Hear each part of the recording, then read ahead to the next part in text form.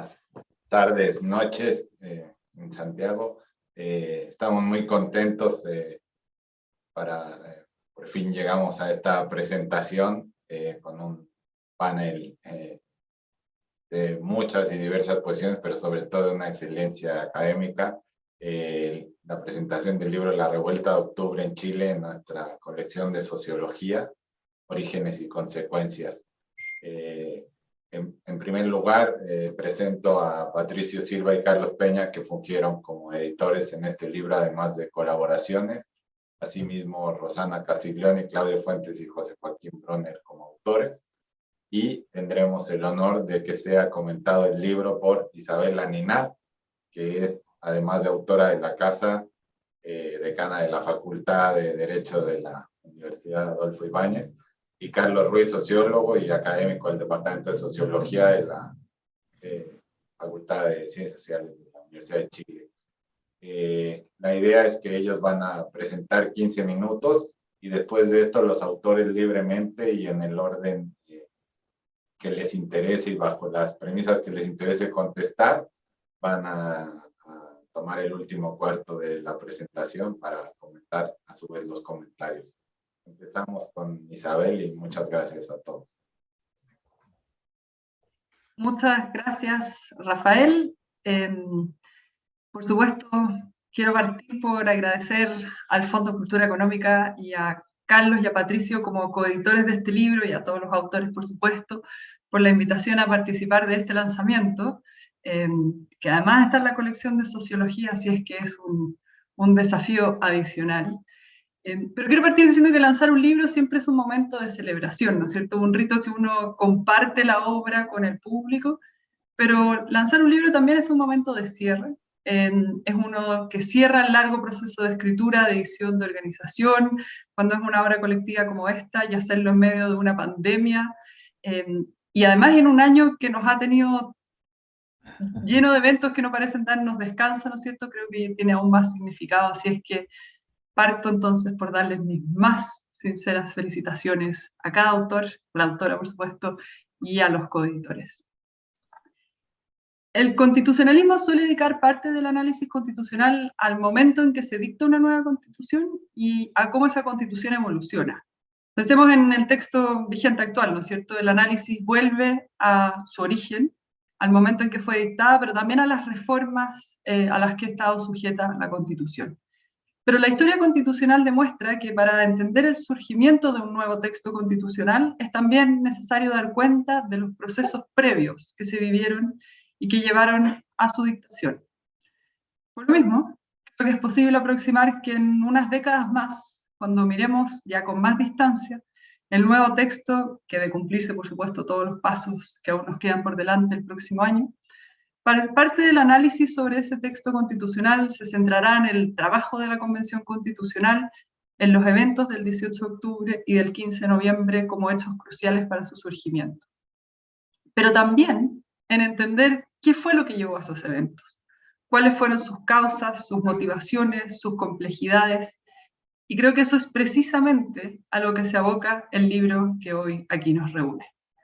Por lo mismo, celebro su publicación, no solamente porque nos invita, como dice la introducción, a reflexionar ya con más calma y con algo más de distancia, ¿no es cierto?, sobre los eventos que se llevaron a cabo hace más de 2 años, también porque permite entender la discusión electoral actual, y porque estoy segura que sobre estos hechos volveremos una y otra vez en los años en que tenemos por delante.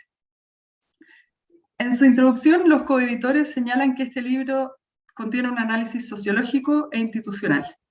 Yo me voy a dejar aquí la sociología para los expertos y me voy a centrar en el comentario de algunas cuestiones institucionales. Y quiero hacerlo a un modo de reflexión transversal, más que comentar cada capítulo. Y me quisiera referir a 3 cuestiones o aspectos que creo que se cuelan una y otra vez en los textos y que, como dice el subtítulo del libro, se refiere a los orígenes, pero que también tienen implicancias importantes en las consecuencias. Voy a comentar al final un tema que creo que es importante para entender el 18 de octubre y que yo por lo menos eché de menos en el análisis. Así es que parto sobre estas tres cuestiones transversales. Los autores, por supuesto, dan cuenta sobre materias en las que se ha debatido mucho en los últimos años con gran intensidad: el malestar, la desigualdad, la focalización y las políticas sociales, el sistema político de los partidos. Pero hay tres cuestiones que, como decía, aparecen y reaparecen, y esas son la cuestión generacional, el rol de las expectativas y el desajuste entre los cambios sociales y las instituciones. Sobre la cuestión generacional. Por supuesto, sobre esto trata extensamente el capítulo de José Joaquín. Allí se da cuenta de lo que él llama la generación desengañada, educada en años de democracia, con oportunidades educativas inigualables hasta ese momento, pero desajustadas también del mercado laboral. De su lectura uno queda con varias preguntas. Yo, por ejemplo, fui a buscar qué había pasado con la productividad y qué correlación había entre este mayor acceso a la educación superior y la productividad de la economía que va a la baja. Pero la cuestión generacional está también presente en los capítulos de Carlos Peña y por supuesto en el de Patricio Silva sobre la izquierda y las izquierdas, el traspaso intergeneracional de los traumas de la dictadura. Y sobre este punto una nota aparte, pero hay estudios empíricos muy interesantes de Roberto González, que es un psicólogo social de la Universidad Católica, que muestra eso en particular. Pero también, volviendo al capítulo de Patricio Silva, la cuestión generacional aparece al interior de la izquierda, no solo en la generación o no de nuevos líderes, sino también en la manera como el movimiento estudiantil desafía y tensiona lo que ya venía gestándose en su interior. Y en la relación entre la entonces concertación o exconcertación y el movimiento estudiantil sin que logre cooptarlo o establecer alianza. En varios capítulos, incluyendo el de Rosana Castiglioni, se vuelve sobre la Revolución Pingüina, por ejemplo, como un hito de revisión de los antecedentes del 18 de octubre. Parece entonces que es esta generación la que se educó en democracia, la que tuvo acceso a bienes materiales como no se había tenido antes en Chile, la que accedió a la educación superior como no lo hicieron ni sus padres ni sus madres, la que entró a un mercado laboral ya más constreñido, en la que se cristalizó lo que este libro llama el malestar. De ello surgen varias cuestiones interesantes, pero una que me parece a mí particularmente relevante es el impacto de esa generación que ya no solo está en la calle, en la protesta y en las marchas, sino que también ingresa al sistema político. El tránsito de movimiento estudiantil a la representación política. Y que ahora, en particular, durante este año estamos viendo con particular fuerza, ¿no es cierto?, a una representación política que ya no es solamente oposición o que es más contestataria o más disruptiva, sino que se está planteando como una representación que lidera las posibilidades de transformación tanto al interior de la Convención Constitucional, en que la edad promedio, ¿no es cierto?, ha bajado mucho, como también en la conducción del país en un futuro gobierno, con la elección presidencial actual. ¿Qué implicancias tendrá esta transformación? Creo yo que es difícil anticiparlo, más en medio de una campaña electoral, y cuando uno lee el artículo de Patricio Silva en medio y mira las noticias o lee el diario en paralelo, es como ver lo que está sucediendo en la izquierda, ¿no es cierto?, con mucha intensidad. Pero más allá del desenlace de las próximas semanas, creo yo que sería interesante analizar cómo esta madurez, para usar una palabra que se ha usado aquí en las campañas en las últimas semanas, repercute no solamente en abrir nuevos temas en la discusión, en poner nuevas agendas, en fijar nuevas banderas, sino también en cómo se entiende el concepto de representación política. Una que quizás en el último tiempo ha estado muy marcada por temas como la diversidad y la integración en la representación política, pero que creo yo que sigue abierta a la pregunta de qué significa representar, especialmente en tiempos de tanta liquidez y también de poca participación electoral. Y esto está, que se ha señalado en el capítulo de Rosana, en que dice que ella muestra una paradoja, ¿no es cierto?, en que la convención está integrada en un 42% por constituyentes o convencionales constituyentes independientes que no tienen historias de militancia ni experiencia política previa, pero que al mismo tiempo estos procesos necesitan contar con partidos políticos fuertes e institucionalizados que generen adhesión para aportar legitimidad. Unos partidos que, como explica Claudio Fuentes en su capítulo, tienen cada vez más distancia con la ciudadanía. Y creo que, a pesar de las características institucionales que Claudio Fuentes explica en su capítulo, es aquí donde hay uno de los desafíos generacionales más grandes. El tránsito entre una generación que ya no solamente llama la atención sobre los defectos, las falacias, los problemas de las transformaciones sociales experimentadas, sino que ahora participa e incluso puede liderar la reconstrucción de instituciones. Y como en el caso de la generación, de esta nueva generación, en el caso de la izquierda, esto puede ser aún más desafiante. Y aquí, para complejizarlo aún más, y esto no está en el libro, pero es una de mis obsesiones últimamente, creo que además no debemos olvidar que esta generación experimentó no solamente las transformaciones sociales chilenas, sino también una que continúa revolucionando cómo se entiende el espacio público. Y eso son las redes sociales. Según un estudio publicado el año pasado, en medio de la pandemia, Chile es el país de Latinoamérica con mayor uso de redes sociales.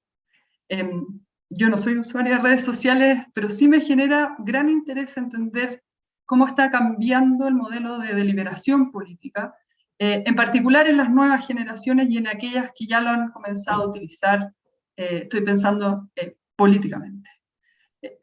Miro con escepticismo el entusiasmo sobre su efecto transformador y la idea de una suerte de vida sin intermediación, pero si pensemos en lo que hemos visto del 18 de octubre hasta hoy, miremos cómo refleja lo que las investigaciones recientes también muestran, ¿no es cierto? Surgimiento de partidos políticos y liderazgos catalogados como populistas o fuera del sistema tradicional. La producción de contenido propio, con bajísimas barreras de entrada, y entonces el surgimiento también de un fenómeno que se llama las noticias falsas. Los bajos costos de organización colectiva, ¿no es cierto?, permitiendo el flujo de manera horizontal, pero sin que se creen estructuras necesariamente estables en el tiempo. Como señala Manuel Castells, ya no se trata de movimientos sociales estructurados ideológicamente, ¿no es cierto?, sino una multitud de causas. Lo vimos muy claro en octubre del 2019, por supuesto. Lo que él llama las explosiones sociales, sin necesariamente una propuesta definida, específica y articulada metódicamente. Yo no quiero con esto insinuar que las redes sociales causaron los hechos del 18 de octubre, pero creo que es interesante conjugarlas porque esa generación que el libro identifica en sus distintos capítulos han sido usuarias de ello por varios años y las han usado también muy activamente para conectar con sus movimientos de origen, con sus grupos y también para articularse políticamente. El segundo tema transversal, como ya decía, que creo que cruza todos los capítulos, es esta disparidad, ¿no es cierto?, entre las expectativas y la realidad. Entre las expectativas y la realidad del sistema político, las expectativas y la realidad de las políticas sociales, la expectativa y la realidad del mercado laboral, en fin. Peña habla de las expectativas surgidas de las propias transformaciones modernizadoras. Brunner, ¿no es cierto?, habla del desajuste estructural entre aspiraciones y las posibilidades de materializarla. Castiglioni cita a Robinson sobre la revolución de las frustraciones y expectativas crecientes.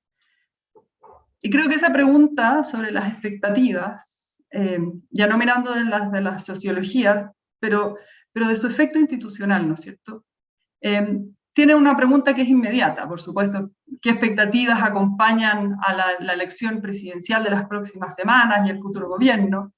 Pero sobre todo del cambio constitucional en cuanto concebido como la salida institucional del 18 de octubre. Yo creo que esta es la pregunta que el libro nos llama a detenernos, ¿no es cierto?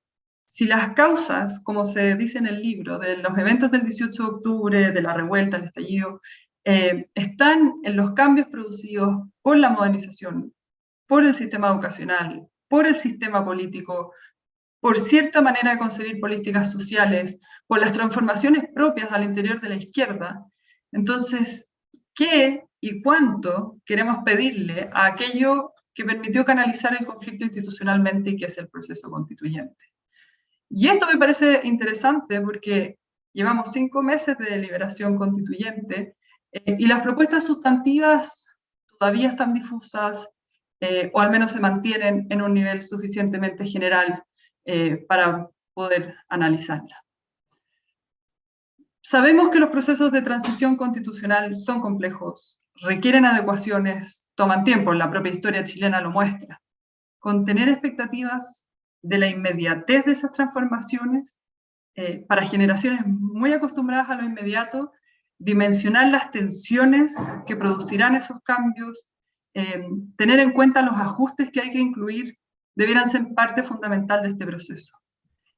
No es esto una respuesta conservadora, sino más bien, y aquí voy a citar de nuevo a Rosana, porque con las esperanzas puestas en el proceso constituyente, que difícilmente va a poder resolver todos los problemas cotidianos, el gran desafío estará en contener y en manejar expectativas crecientes que podrán verse insatisfechas. Llego a la tercera cuestión, y como decía, es este desajuste, ¿no es cierto?, que tanto se aborda desde las distintas miradas entre los cambios sociales y las instituciones. Y lo hacen los distintos autores, cada uno desde su aproximación.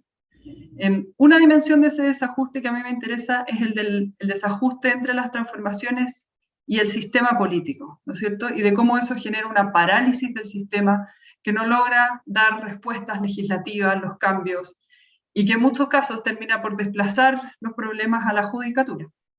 Pero hay otra dimensión que quizás nos hemos referido menos, y que es el desajuste de las propias instituciones de adentro de la administración del Estado. Y aquí estoy hablando de servicios públicos. Cómo hoy día el Estado tiene servicios públicos que fueron diseñados en muchos casos, incluso aquellos que fueron diseñados con la vuelta a la democracia, pensados para combatir la pobreza, para abordar problemas parcializadamente, y hoy, bajo la misma arquitectura institucional interna, deben hacer frente a nuevas demandas que surgen más rápidamente, que son más complejas y más intersectoriales. Mucho foco, por supuesto, hemos puesto en la salida constitucional del conflicto, mucho menos en su dimensión interna del Estado. Por supuesto, no están íntimamente relacionadas, pero creo que pensar el aparato solamente a partir de la respuesta constitucional es obviar que gran parte del funcionamiento cotidiano de las instituciones en educación, en salud, en políticas sociales, en medio ambiente, se da en las leyes, en los reglamentos y en las regulaciones, y esa dimensión probablemente se tiende a escapar. Estoy sobre la hora, pero hay una reflexión que yo pensé que iba a leer en el libro y que la eché de menos, y que es la reflexión sobre la violencia. Yo creo que es difícil analizar la revuelta de octubre, quizás no tanto sus orígenes, pero sí en sus consecuencias, sin tematizar sobre violencia. Se podrá hacer una apología de la violencia, condenar la violencia, referirse a sus causas estructurales, analizarla desde la sociología, de la psicología social, desde el derecho, de la política, pero no ignorarla ni obviarla. Porque además es una de las consecuencias que ocupa un rol importante, ¿no es cierto?, en el debate político actual, y es cosa de mirar hoy día, por supuesto, las elecciones presidenciales, pero que también probablemente seguirá siendo parte fundamental de la deliberación política en las décadas que vienen en Chile. Cierro ahora. Hacia el final de su ensayo, Carlos Peña hace una referencia a Aarón, y voy a citar aquí. Dice: las sociedades que se modernizan, al tener que compatibilizar autonomía y autoridad, racionalización y espontaneidad, igualdad y diferencia, identidad y desempeño, parecen condenadas a vivir inevitablemente en una dialéctica de progreso y desilusión. Cierro comillas. Como una nueva generación, que ahora le toca liderar las instituciones requeridas para problemas cambiantes y complejos, y debe hacerse cargo de las expectativas que se han puesto en ella, transita entre este progreso y la desilusión. Yo creo que el libro que hoy nos reúne reflexiona a partir de lo que ha sucedido en las últimas décadas en Chile para mirar ese tránsito. Y por lo mismo, creo que leerlo es fundamental para entender también el futuro que se nos aproxima. Vuelvo a felicitar a los autores y espero que tengamos una muy buena conversación a continuación. Muchas felicitaciones. Muchas gracias, Isabel. Damos la palabra a Carlos Ruiz. Buenas tardes, ya casi buenas noches, aunque todavía con sol aquí, pero me sumo a los reconocimientos que se hacían recién. Le agradezco la invitación a los autores. Con Carlos nos ha tocado animar más de una, de alguna forma, este tipo de eventos. A Patricio lo saludo por primera vez, gracias también al Fondo Cultura. Yo ante todo quiero partir señalando que hay que reconocer, hay que saludar la voluntad de contribuir a la comprensión de una coyuntura histórica que es de gran complejidad, que ocurre en un momento en que el tiempo se acelera mucho, que los actores además de manera muy reiterada, muy seguida, trocan los rumbos. Es un momento de eso que Medina Echavarría llamaba a la responsabilidad de la inteligencia, digamos. Seguido de eso, quiero saludar también en el libro una reflexión que es arriesgada, que la encuentro exploratoria, que la encuentro inspirada en aspiraciones clásicas de tipo comprensivo más que descriptivo, cosa que se ha perdido a veces.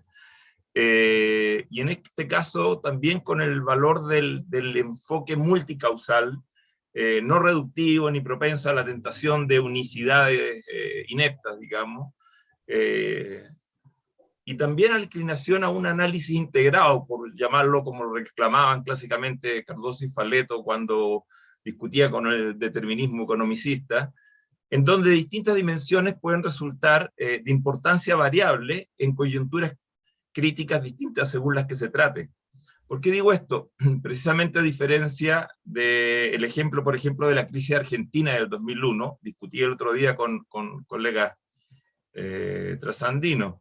Aquí no se trata de una crisis económica puntual que esté en el origen de esto, puntual digo, ni tampoco política especial o particular que presida la revuelta. Eso no es evidente, por ejemplo, a los ojos externos cuando nos miran. No es posible abordar todo, los hilos son muchos en el texto, yo voy a intentar unir algunos para agregar luego un comentario en el espíritu que yo encuentro que está construido el libro, porque tiene una unidad. Sabemos que todo esto está antecedido por un ciclo de gran expansión económica, por cierto, algo estancado hacia el final, de una reducción histórica de la pobreza, de una expansión extraordinaria de la educación terciaria, de las comunicaciones, todo ello y más, digamos, que genera una profunda huella en la fisonomía de la sociedad chilena. Allí sabemos también, como se repasa de manera bastante amplia en el libro, que aparecen una serie de dificultades de diversa índole, algunas de las cuales me quiero referir a continuación. Pero me falta en todo esto una suerte de, la forma que encontré de llamarlo es la siguiente, me falta una suerte de dialéctica del amo y el esclavo a lo Hegel, aquí en este repaso de la revuelta. No se trata de establecer culpabilidades, de llenar de juicio esto, sino de comprender esa alteridad dialéctica en la que se configura en la revuelta social esta cuestión como extremos mutuamente condicionados, porque es una tensión, pero incluso, por heterogénea e inorgánica que sea, como bien me parece a mí que lo reconoce el libro y como muy a menudo se olvida, es una pulsión, en definitiva. Ahí se advierte un ciclo modernizador que con sus consiguientes problemas, muchos de ellos con correlatos universales, pero esa es otra discusión, por cierto, que también es bastante amplia en el libro. Sin embargo, se apunta de pasada a que ese ciclo modernizador se contrapone a un legado autoritario. Aquí recordaba, Turén insiste en que hay muchas modernizaciones, pero hay una sola modernidad. Y aquí acaso quepa entonces, o corresponde internarnos en los límites de lo que algunos han llamado una modernización conservadora. Bueno, el carácter específico que tiene ese proceso de modernización entonces en Chile. ¿Qué tiene de universal, qué tiene de particular? Es una tensión que no encuentra mayor desarrollo y me parece fundamental y que contribuye entonces de una forma bastante relevante a poder aprehender, digamos, la especificidad de nuestro dilema actual en relación a crisis más generales de los procesos universales de modernización. Algo de eso voy a tocar después. Por ejemplo, que la promesa meritocrática termine siendo una fantasía no es algo natural. Tiene relación con mecanismos concretos de cierre social, por tomar la vieja definición de Weber, o que recuperan los estudios de Frank Parkin. Esos mecanismos de cierre social varían de sociedad a sociedad, y varían de un tiempo a otro, y además detentan distinta propensión a la conflictividad, a la constitución de polaridades. Entonces no da lo mismo de qué se está hablando cuando se habla de que sencillamente la promesa meritocrática no se cumple. ¿Por qué?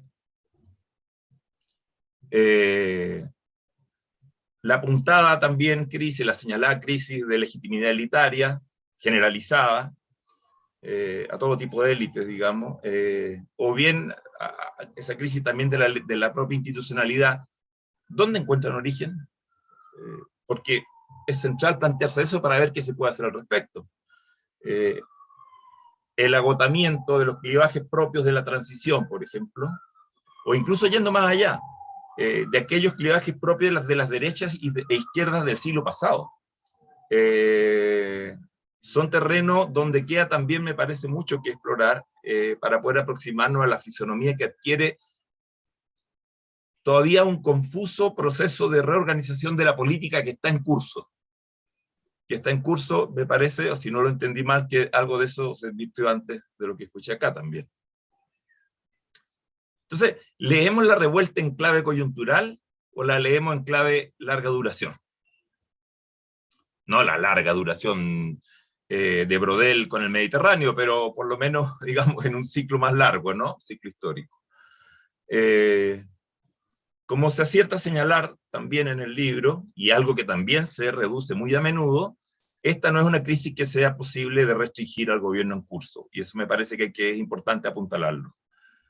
Sin embargo, me parece no reciben atención suficiente la larga marcha de los movimientos sociales, que son mayormente unicausales, para usar el lenguaje de Goldsworth, por ejemplo, y que coinciden recién en una coyuntura mayor que inaugura el 18 de octubre. Recién ahí. Al menos desde el 2006, como se señalaba aquí antes, ya las movilizaciones empiezan a contarse en centenares de miles, con una diferencia muy notoria, de las pocas decenas de miles que tenían en la década anterior, en la década de los años 90. Y ese es un aviso desoído. Ese es un aviso desoído. Esa vez son los estudiantes secundarios, como se sabe, al año siguiente son los trabajadores subcontratistas, después viene una larga estela de conflictos regionales, también medioambientales, ciclos feministas que van creciendo, movimientos por libertades sexuales que alcanzan dimensiones completamente inéditas, desconocidas, los estudiantes universitarios después, el 2011, etc., las pensiones. Muchas de ellas superan con largueza el 1.000.000 de personas. Mucho antes del 18 de octubre estoy hablando todavía. Es un derrotero muy largo, pero también relativamente desatendido, que es carente de expresión institucional y de representación política, por lo menos en términos sistémicamente suficientes. Estos déficits de procesamiento institucional de conflicto operan en el sentido de las crisis de legitimación de las cuales discute Habermas. Este régimen de presidencia estatal predominante en materia de regulación de relaciones sociales instala entonces una pesada sordera institucional. Esos patios interiores de la democracia, por usar alguna imagen, que no escuchan una política ensimismada, en el sentido de la temprana advertencia de Lechner, en pleno proceso de las negociaciones conducentes a la transición a la democracia, en pleno momento de reconfiguración de la política, me parece que son discusiones a retrotraer. esa dimensión de las discusiones.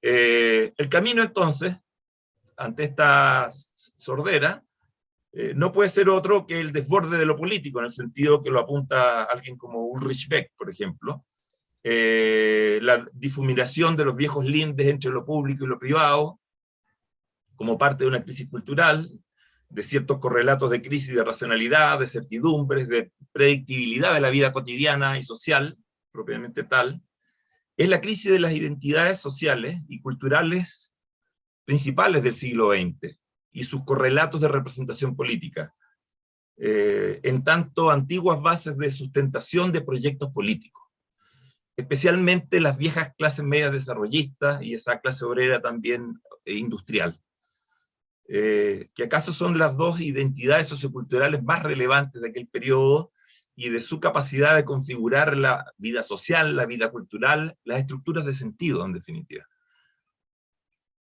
Tales déficits, entonces, de reconocimiento de la nueva sociabilidad derivan en un desanclaje entre sociedad e institucionalidad, como se señala, incluso en una desidentificación con el Estado y con la propia política, en la medida en que remite cambios en la sociedad y la cultura sin reconocimiento institucional ni procesamiento político.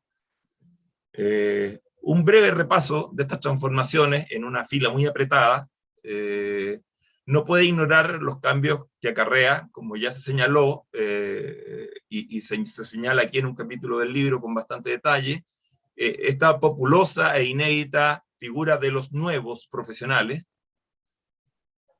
carentes de las viejas certidumbres propias de la antigua condición profesional, carentes de aquella alta tasa de reclutamiento intergeneracional, que hoy es inexistente, del enorme peso cultural que tenían aquellas clases medias. Sin embargo, esa denominación se les estampa hoy encima sin mayor reflexión, y ampara en buena medida el discurso del oasis.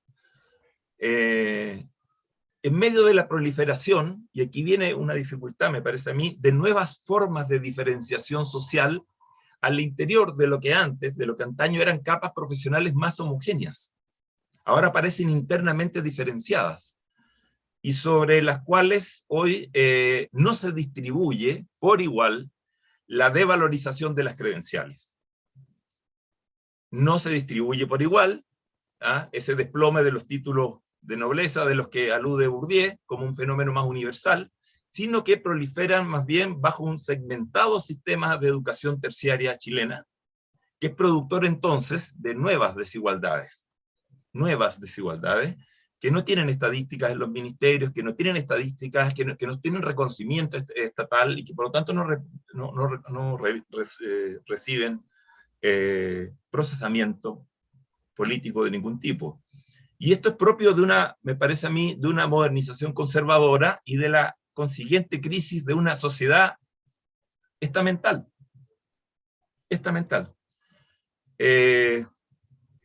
Otro cambio, que es un mundo del trabajo profundamente trastocado, que experimenta una deslocalización espacial y temporal de la labor, desde su clásica fábrica o de la oficina y de sus viejos horarios, y experimenta entonces una invasora ubicuidad sobre la vida cotidiana, y la proliferación de un trabajador nómade, carente de las viejas formas de identidad por el oficio en el sentido de Richard Sennett, digamos. Una feminización vertiginosa del trabajo, vertiginosa, que se acelera de una forma muy intensa en el último tiempo, la proliferación de la mano de ello, por lo menos por más de un par de décadas, de los llamados hogares monoparentales. Ya lo anunciaba con alarma el censo del 2002, las inmobiliarias tomaron esto en cuenta rápidamente para reajustar su oferta, el Estado no lo escuchó. Y la aguda disolución que eso significa de la vieja figura del sustentador masculino, ¿no? Como alteración de las formas de la vida cotidiana, de las estructuras de poder, etcétera, de los impactos que eso tiene, no solo en la condición de género, también en las formas de la adolescencia, etcétera. Pongo un cuarto ejemplo nomás, la expansión de un crédito que ya rebasa el mero consumo. Ese consumo que en inicio apuntaba con razón Mulián, Tomás, pero que termina ya deviniendo en algo mucho más complejo, que es una suerte de extensión del salario ante unos servicios sociales que están agudamente privatizados y ante los déficits de protección social existentes, y que deriva entonces en conflictos que no tienen otro tratamiento que aquel de tipo judicial. En suma, lo diría así, no es el clásico péndulo de Polanyi, y su idea de los ciclos de mercantilización expansiva de la vida cotidiana. En Chile esto parece haberse quedado pegado en un solo lado por largas décadas. Se trancó el péndulo, parece. Hablaba, entonces, para ir cerrando, de una falta de dimensión de análisis propia de esa tradición hegeliana de la dialéctica del amo y el esclavo, como les decía, no en clave de culpabilidades, sino comprensión, más que descripción o incluso naturalización.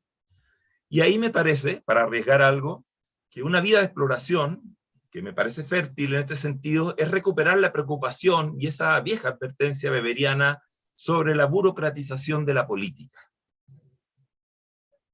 a partir de la génesis de su abismo con la sociedad, y su papel que tiene en esta crisis. Porque el deterioro de la política precede muy larga y de forma muy sistemática a esta coyuntura histórica. Incluso el dilema electoral actual, que planteaba recién Isabel, y que tiene relación con la incapacidad creciente de procesamiento legítimo, institucional, de los conflictos sociales y culturales, de cierta renuncia de la política, de sus evasiones hacia la judicialización de los conflictos, en detrimento de la capacidad de liberación racional, democrática, ¿no? Weber, como ustedes saben, reclamando abrazar la política como vocación, como decía, advertía que esa descomposición burocrática, corporativa, ensimismada, propia de un abismo entre política y sociedad, tenía propensiones a conflictos muy difíciles de encauzar, incluso de proporciones bélicas y hasta el asomo de ensoñaciones de tipo autoritario, que poco más adelante en su propia Europa resultaron, como ustedes saben, feroces. Lo digo porque creo que no estamos exentos de entrar en un ciclo prolongado de inestabilidad política. La ausencia de mayorías políticas sustantivas es de largo arrastre, como también una consiguiente disolución de lealtades políticas duras y la proliferación de conductas electorales volátiles, cruzadas, como dicen algunos, rebeldes a los viejos códigos de interpretación. Yo creo que hace mucho ya que la predicción electoral está rivalizando con la meteorología en el plano de la certeza. Y la posibilidad entonces de encauzar institucionalmente estos conflictos sociales y culturales propios de esta expansión, de este ciclo de expansión capitalista reciente, carentes de reconocimiento en una institucionalidad que está pensada para una geografía social y cultural del siglo pasado, por decirlo menos, obliga a enfrentar este desafío ante una sociedad que tiene una alta propensión a la movilización, pero simultáneamente tiene una muy baja propensión a la asociatividad. Al menos a la asociatividad entendida en las formas clásicas. Y eso, sobre todo, dado los nuevos procesos de individuación y de sociabilidad al margen de las antiguas formas de organización social. Es de recordar, hay que recordar, que no solo estaban ausentes las banderas políticas en las protestas, también estaban ausentes las banderas de las viejas organizaciones sociales. Esta no fue una revuelta precedida por la CUT, ¿no? Y eso también lo preguntan a veces cuando nos miran de afuera, digamos, ¿no? Nadie en su sano juicio quiere más muertos ni mutilados, por supuesto, pero los ingredientes de la crisis social están aún ahí. Por lo que la salud de la política es vital. Yo creo que no tenemos otro remedio en la sociedad contemporánea. Y desde la intelectualidad, por lo menos de donde estamos conversando, seguir indagando en los orígenes y en las proyecciones de lo ocurrido, me parece una contribución fundamental, y esa es la responsabilidad a la que nos convocan estas páginas que hoy presentamos con mucho agrado. Muchas gracias. Gracias, Carlos. Vamos a dar la palabra a Rosana en un inicio, y la idea es que todos tengan 5 o 7 minutos, o quien quiera desordenadamente también para conversar. Bueno, muchísimas gracias. Primero que nada quiero agradecer a los editores del libro porque una cosa es escribir lo que uno le toca, otra cosa es darle sentido editando el volumen, darle coherencia además en el capítulo introductorio, etcétera. Entonces, primero resaltar eso. También quiero agradecer muchísimo las reflexiones en torno al libro, creo que son muy, muy atinadas y comparto plenamente. Y solamente quiero hacer algo que uno nunca tiene que hacer en este tipo de presentaciones, que es hablar de lo que uno no sabe.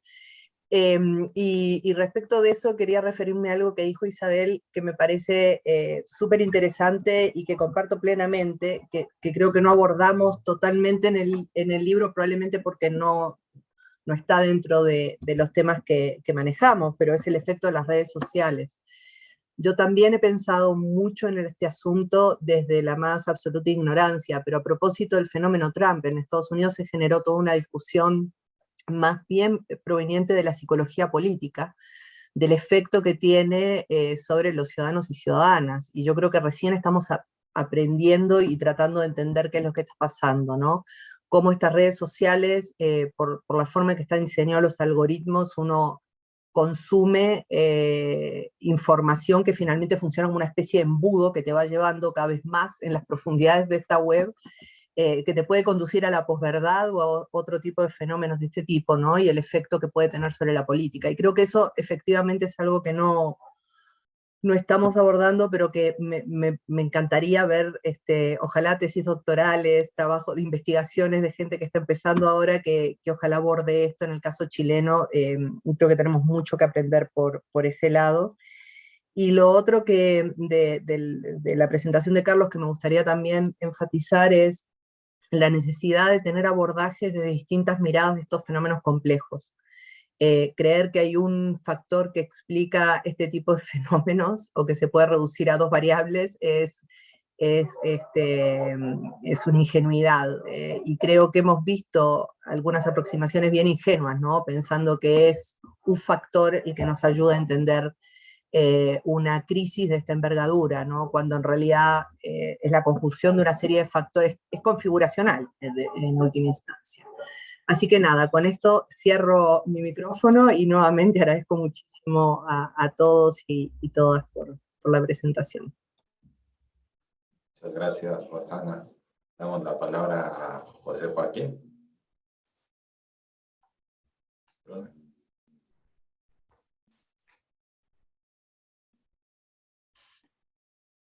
Sí, Joaquín. Patricio, entonces. O Patricio. Bueno, mientras encienden el micrófono, voy a decir primero que todo muchas gracias al Fondo de Cultura Económica por haber publicado este libro, por la acogida que tuvimos inmediatamente, a los colegas que participaron en este volumen editado, y por supuesto a Isabel Aninat y Carlos Ruiz por estas sinceras palabras y tan útiles, indicando qué factores ellos valoran del libro, pero también indicando los factores que ellos echan de menos en el libro, y concuerdo con la mayoría de los casos. Isabel, yo encuentro bastante valioso tu acento en la falta de análisis de las redes sociales. Estamos muy conscientes de eso, pero tenemos que volver al origen del libro, que nos ha hablado. Este libro surgió de un curso que se dio en un tiempo limitado online entre la Universidad de Leiden y la Universidad Diego Portales, donde no podían participar muchos colegas por las clases que estaban determinadas, y tuvimos que elegir ciertos temas y no pudimos tratar en totalidad los temas que nos hubiese gustado. El tema de las redes sociales efectivamente está prácticamente no nombrado en el libro, y es un problema que se tendría que tratar, quién sabe, y este es un piropo hacia a Rafael del Fondo de Cultura Económica, si hay alguna vez una segunda edición, se tendría que mejorar. Yo de Carlos rescato sobre todo su acento sobre la falta de análisis respecto a la evolución de los movimientos sociales, que también está poco presente dentro del libro propuesto. Y yo incluso agregaría una tercera dimensión que no se nombró, que yo estoy muy consciente de eso, y es una perspectiva comparativa. Tenemos la costumbre en Chile de escondernos detrás de la montaña y creer que todo es diferente en ese país. A menudo es diferente, pero a menudo no. Y tratar de entender lo que pasa en Chile también en base a la comparación. Yo creo que la comparación nos ayudaría mucho a entender muchas cosas, y sobre todo para problematizar algunos aspectos y argumentos que se han lanzado hasta el día de hoy respecto a los orígenes de lo que pasó en Chile. Yo tengo la tendencia, y creo que lo dejé en claro en mi capítulo, al menos fue la intención, y sobre todo también en la introducción y la conclusión, sobre todo la conclusión del libro, de que es necesario mirar en forma comparativa, debido a que muchos de los factores que han sido nombrados hasta el momento respecto a qué pasó en Chile, muchos de los problemas que se han numerado, Carlos numeró recién una gran cantidad de factores, tenemos que ver que también están presentes en el resto de América Latina. Entonces, una de las preguntas que yo creo que podría dar para un congreso es cómo se da y por qué el hecho de que muchos factores que sí están presentes, incluso a menudo en forma mucho más aguda en otros países, no han conducido a este tipo de levantamiento, rebelión o como se quiera llamar, revuelta, que sí ha ocurrido en Chile. Yo creo que eso, ese elemento comparativo se hace necesario, y estoy seguro que a partir de ahora, espero al menos, que haya mayor grado de elementos de comparación con el caso colombiano, por ejemplo, que tiene algunas similitudes, algunas diferencias.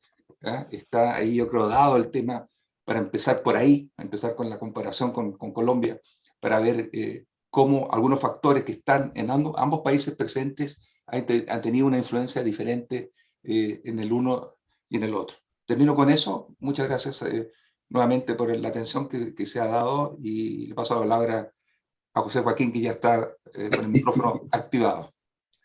Bueno, muchas gracias. Gracias primero que nada a la editorial por este esfuerzo, a los editores, por cierto, los colegas y amigos autores, y a Isabel y Carlos por las reflexiones en torno al libro, que son todas muy interesantes. A mí particularmente, claro, como no, digamos, me interesa sobre todo aquellos aspectos que tienen que ver justamente con esta figura de los graduados, ¿no? Que es una manera de decir, digamos, poner un símbolo de lo que ha sido probablemente una de las revoluciones más interesantes de los últimos 30 años, y que tienen que ver con esta expansión increíblemente rápida y fuerte de la educación superior, y que ha llevado efectivamente a una generación entera de nuevos graduados que son otra vez los primeros dentro de su familia. Nuestro tema ya no son los estudiantes que son primera generación en su familia, sino que son los graduados que ingresan al mercado laboral. Es muy interesante porque esto se da de una manera tal que todavía cuesta, yo creo, entender la relación, porque se dice la relación entre las credenciales, digamos así, los títulos, los diplomas, y las instituciones, la segmentación de las instituciones, está bien.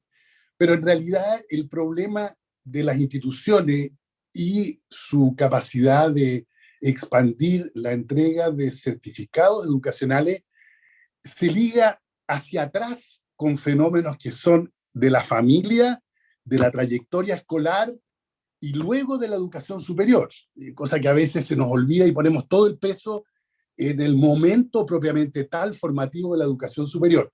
Y hacia adelante se vincula con mercado laboral y sus propias segmentaciones, distribuciones desiguales de la remuneración y de los reconocimientos simbólicos que vienen más bien a su vez de estatus, etcétera, que vienen de la sociedad civil.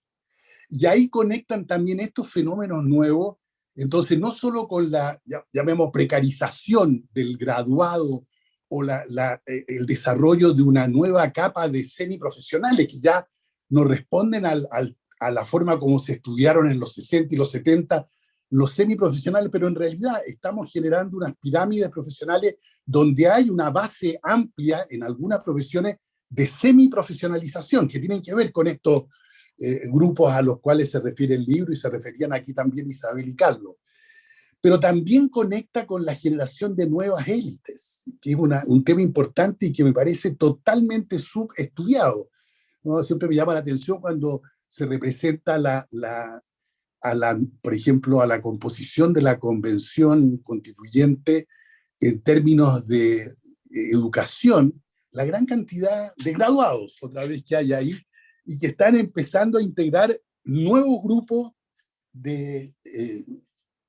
generacionales de las nuevas élites políticas, pero fenómenos parecidos los ve uno en cierto tipo de nuevas élites dirigenciales en distintos sectores sociales. Es decir, estamos en un doble proceso que tiene que ver con esta recomposición de la base de la sociedad en términos de los graduados, y también de las nuevas fuentes de reclutamiento de las élites que se están formando y que se están afirmando con toda esta socialización política de los últimos 30 años, que también, como tal socialización político-cultural, en realidad está débilmente estudiada, ¿no? Ahora ha venido un poco mayor interés, pero en general todavía no había tanto estudio como hubo, por ejemplo, en la transición española, respecto de quiénes eran y de dónde venían y qué trayectoria de socialización política habían hecho. Bueno, de modo tal que agradezco realmente los comentarios, porque creo que contribuyen mucho a este tipo de discusiones que son centrales para entender los movimientos de nuestra sociedad y particularmente de aquí en adelante. Muchas gracias, José Joaquín. Claudio, te damos la palabra. Sí, bueno, solo agradecer muy brevemente los comentarios de Carlos y de Isabel al texto, agradecer a la editorial y ciertamente a la invitación de Carlos, Peña y de Patricio a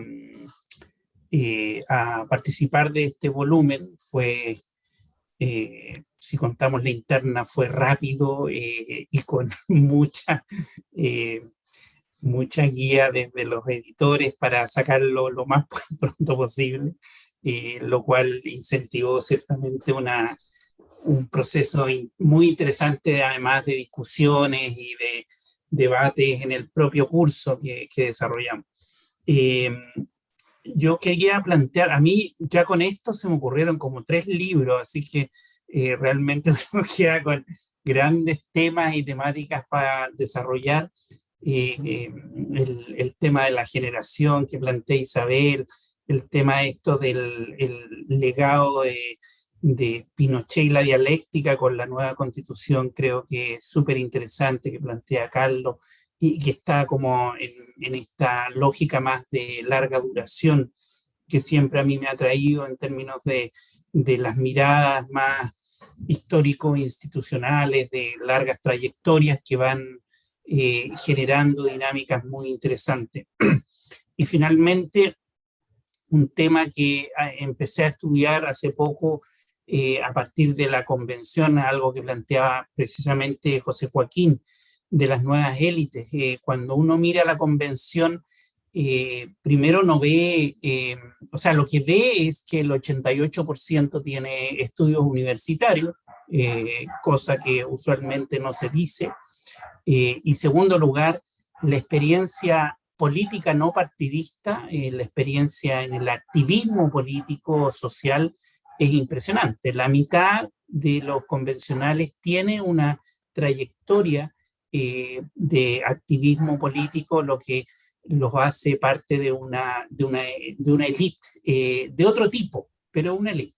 Y yo creo que ese elemento, ese fenómeno, no alcanzó a ser capturado en el libro, pero creo que es súper interesante, porque si se combina con estas trayectorias de dónde vienen las nuevas dirigencias, vienen del fenómeno que precisamente Carlos estaba planteando y que se enuncia en algunas partes del libro sobre el ciclo 2005 en adelante. Creo que explica mucho el fenómeno que estamos viviendo ahora. Sin más, creo que muchas gracias por los comentarios. Como les digo, yo ayer estuve precisamente en una librería y hay que destacar la enorme cantidad de libros. Fue impresionante, sí, está lleno de libros reflexionando sobre estas dinámicas desde distintos puntos de vista, y creo que el lograr síntesis más macro, más de tipo ensayística, creo que también es muy valioso porque nos abre a preguntas, y creo que ese fue el intento de este esfuerzo. Gracias. Muchas gracias, Claudia. Carlos, por favor.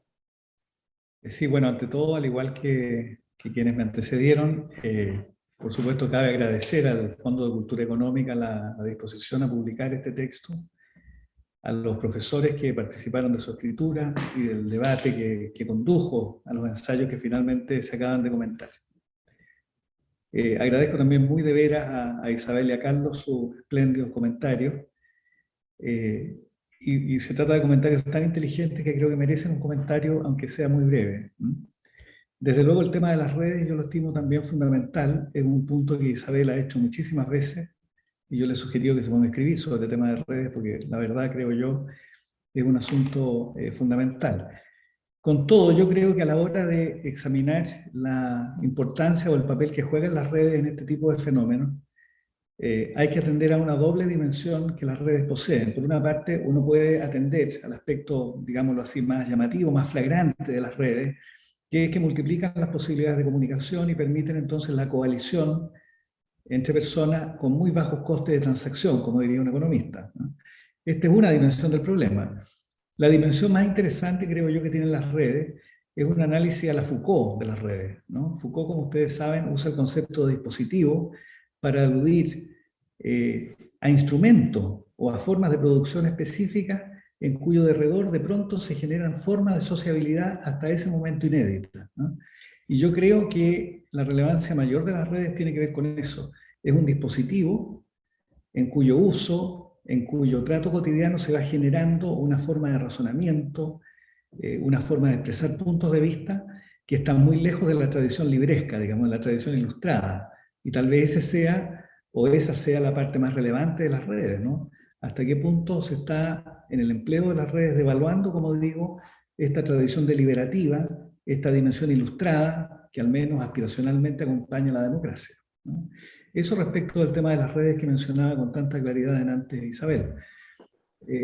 También Isabel subrayaba, o formuló de paso una pregunta que a mí me parece fundamental, y es, bueno, supongamos que el fenómeno al que hemos asistido en los 2 últimos años tiene o se configura como resultado de la concurrencia de esta multitud de causas que hoy día hemos conversado. Bueno, pero de ser así, entonces, ¿qué relevancia tiene el debate constitucional? ¿Acaso no hemos cifrado demasiada esperanza en el debate constitucional? ¿No estaremos cometiendo un error al creer que con el debate constitucional y con el diseño constitucional el conjunto de problemas que hasta ahora nos aquejan se van a resolver? Creo que esa es una pregunta abierta que merece una mayor reflexión, ¿no? De pronto hemos incurrido en una especie de fetichismo constitucional, no solo al inicio de este proceso, sino también ahora, y no vaya a ocurrir que muy pronto nos desilusionemos, ¿no? Y también querría, en esta misma línea de hacer algún comentario a los comentarios, referirme al punto de vista que planteó Carlos Ruiz, que es un punto de vista que lo ha planteado también otras veces y que, por supuesto, me parece a mí es muy esclarecedor de varias dimensiones del fenómeno acerca del cual estamos hablando. Sin embargo, Carlos insiste en una especie de diagnóstico general consistente en decir, mire, lo que ocurre en Chile o lo que ha venido ocurriendo en Chile o el gran problema que causa el desasosiego al que estamos hoy día asistiendo es una desconexión entre la sociedad y las instituciones, ¿no?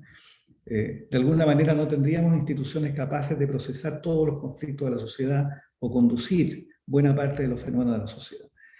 La pregunta que, sin embargo, uno debiera plantear frente a esa hipótesis de Carlos, y que tal vez dé lugar a alguna conversación posterior con él, desde luego, es la siguiente. Bueno, pero en una sociedad funcionalmente diferenciada, con tantos subsistemas,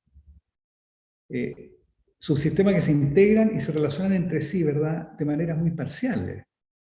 Bueno, aspirar a que las instituciones logren dominar la sociedad, a mí me parece demasiado ingenuo, tal vez, ¿no? ¿Desde cuándo uno esperaría que una sociedad, repito, funcionalmente diferenciada, en términos tan radicalizados como ocurre hoy día en la sociedad chilena y previsiblemente va a ocurrir en el futuro, en ese mundo, aspirar a que las instituciones procesen la totalidad de los conflictos, sean capaces de absorber los cambios en la gramática moral de la sociedad, conducir la cultura, resolver los problemas de justicia?